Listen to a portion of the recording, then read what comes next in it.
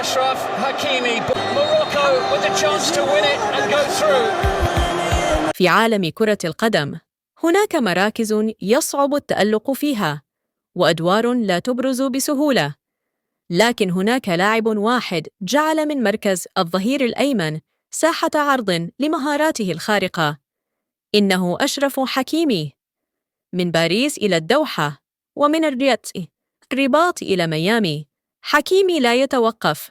سرعته مذهلة، يخترق الأجنحة كما لو كان مهاجماً، ويعود للدفاع في لمح البصر وكأنه ظل الكرة.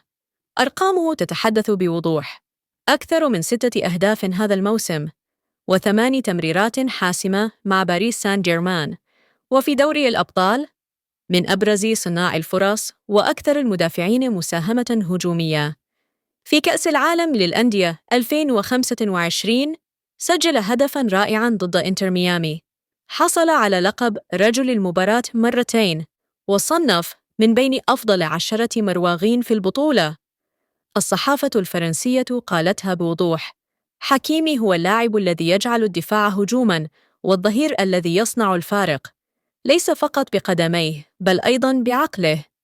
قراءة ممتازة للتمركز، قرارات سريعة، وروح قيادية لا تدرس.